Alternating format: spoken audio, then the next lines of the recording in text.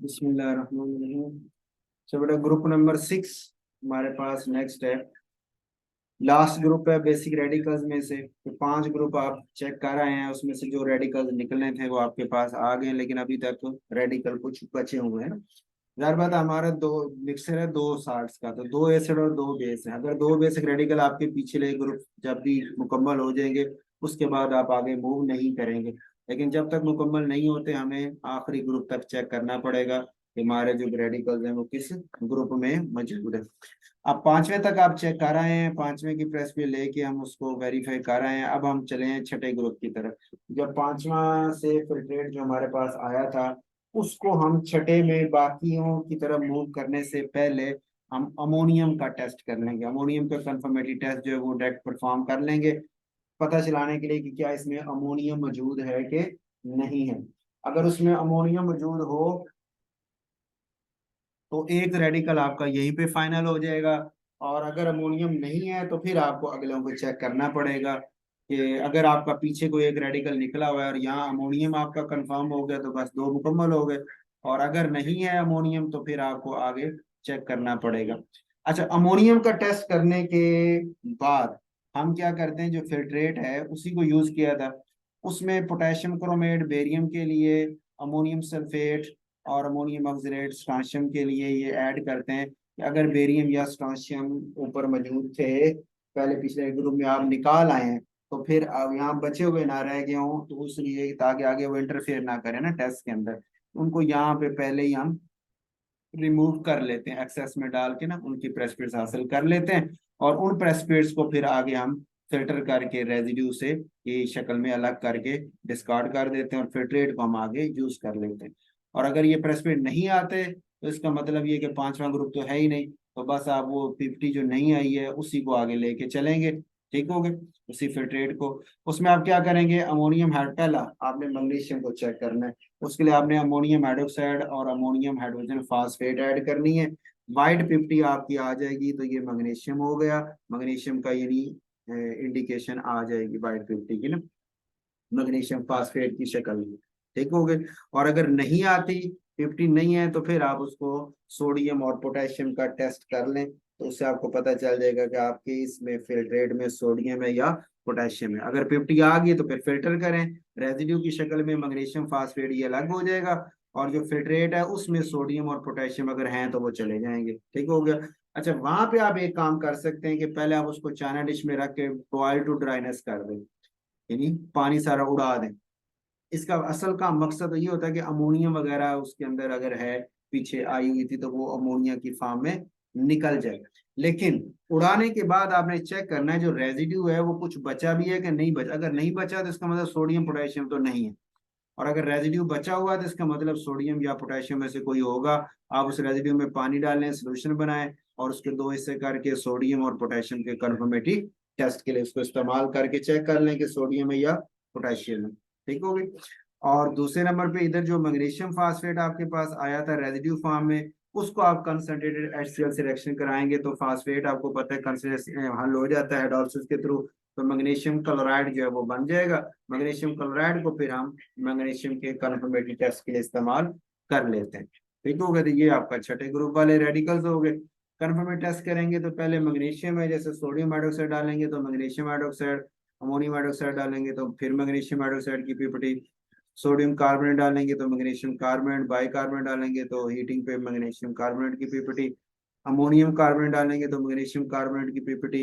इस तरह फिल्टर एश टेस्ट कर लें तो इसकी पिंक ऐश होती है मैग्नीशियम की, और मैग्नीशियम रीजन 2 ड्रॉप आप इसमें ऐड कर दें सोडियम हाइड्रोक्साइड की मौजूदगी में, तो ब्लू 50 या ब्लू लेक बन जाएगी मैग्नीशियम के साथ। ये ओवरऑल ये मैग्नीशियम रीजन जो है उसका कंपाउंड बन जाता है, जो ब्लू 50 की शक्ल में, या ब्लू लेक यानी वो डिस्पर्स रहेगा सोल्यूशन में तो एक ब्लू लेक सी बना देगा। ठीक हो गया। इसका रिएक्शन भी आप देखिए 7वें नंबर, बाकी तो सिंपल ही है। 7वें नंबर वाला मैग्नीशियम में रिएक्शन ये बनता है जो ओवरऑल कि आपका मैग्नीशियम क्लोराइड था, सोडियम हाइड्रोक्साइड डाला तो मैग्नीशियम हाइड्रोक्साइड, मैग्नीशियम हाइड्रोक्साइड ने इस मैग्नीशियम रीजन से रिएक्शन किया तो ये वाला प्रोडक्ट बना दिया जो सॉलिड फॉर्म में पानी में हाल नहीं होता, और अपना कलर एक दे देता है, या वो नीचे बैठ जाएगा या डिस्पर्स हो जाएगा तो पूरे को ब्लू बना देगा। ठीक हो गया। और स्ट्रक्चर इस कंपाउंड का जिसका फार्मूला C12H9N3O4 लिखा हुआ, ये उसका स्ट्रक्चर है। और आप जो मैग्नीशियम हाइड्रोक्साइड से रिएक्शन करवा के मैग्नीशियम के साथ इस तरह का कंपाउंड जो है वो बना देता है, प्लस वाटर बना देता है। ठीक हो गया। उसके बाद है अमोनियम। अमोनियम का कंफर्मेट टेस्ट आप करते हैं तो फिल्ट्रेट सोल्यूशन जो था उसमें सोडियम हाइड्रोक्साइड डालें और हीट करें और अमोनिया गैस की स्मेल को चेक करें। ठीक हो गया। अगर आ जाती है और वाइट फ्यूम्स वो पैदा कर रही है HCl के अंदर डिप किए हुए राड के साथ, तो फिर वो अमोनिया गैस ही है। ठीक हो गया। अमोनिया गैस निकल रही होगी ना, तो आप एक ग्लास राड HCl के अंदर डिप करके ले आएंगे और टेस्ट ट्यूब के मुंह के ऊपर कर देंगे, तो वो अमोनियम क्लोराइड बना के वाइट फ्यूम्स बना देगा। ठीक हो गया। इसी तरह सोडियम हाइड्रोक्साइड डालें और नेस्लर रिएजेंट K2HgI4 जो है वो ऐड कर दें, तो ब्राउन पिप्टी जो है वो बन जाती है इसके साथ। ठीक हो गए। और पिक्रिक एसिड डालेंगे तो अमोनियम पिक्रेट बन जाता है जो येलो पिपटी होती है, और जब सल्फ्यूरिक एसिड डालेंगे तो वो हाइड्रोलिसिस से अलग हो जाता है, अमोनियम सल्फेट और पिक्रिक एसिड बन जाते हैं, दोनों पानी में हाल होते हैं तो पिपटी गायब हो जाती है। इसी तरह एस्टिक एसिड डाल के सोडियम कोबाल्टी नाइट्रेट ऐड करेंगे तो येलो पिपटी बन जाएगी, सोडियम की जगह अमोनियम आ जाता है। और अगर आप फिल्ट्रेट सोल्यूशन जो है उसमें मर्क्यूरस नाइट्रेट ऐड करेंगे तो सोल्यूशन आपका वो ब्लैक हो जाएगा, इस कम्प्लेक्स बनने की वजह से प्लस मर्करी के बनने की वजह से। ठीक होगा। इनके रिएक्शन आप देखेंगे, बाकी तो सिंपल ही है। दूसरे नंबर वाला रिएक्शन भी आप अमोनियम के दिखाते हैं आपको रिएक्शन ना, नंबर 2 पे तो ये है सिंपल, ये K2HgI4 जो है नाइट्रोजन, उसके रिएक्शन के बाद ये NH2HgOHgI वाला कंपाउंड बन जाता है। ठीक हो गया।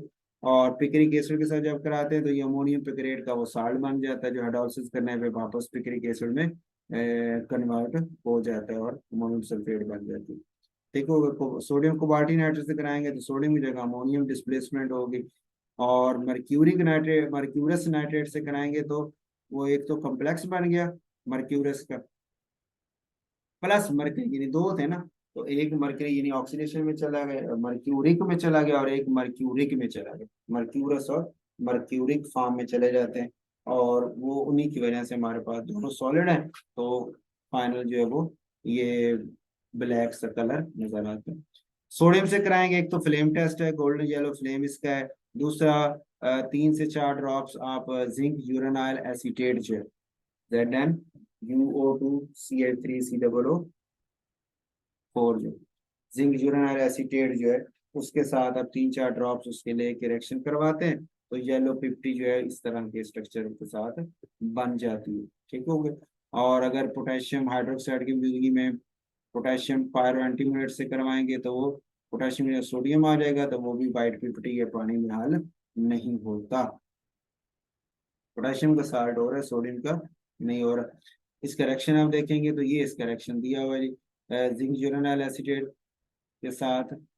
जिंक यूरेनाइल एसीटेट के दो का मिक्सर है ना, यानी जिंक एसीटेट और यूरेनाइल एसीटेट, इन दो को इकट्ठा करें तो जिंक यूरेनाइल एसीटेट बन जाता है, जिसको इकट्ठा ZnUO2 और एसीटेट के 4 मॉलिक्यूल लिख देते हैं। ठीक है।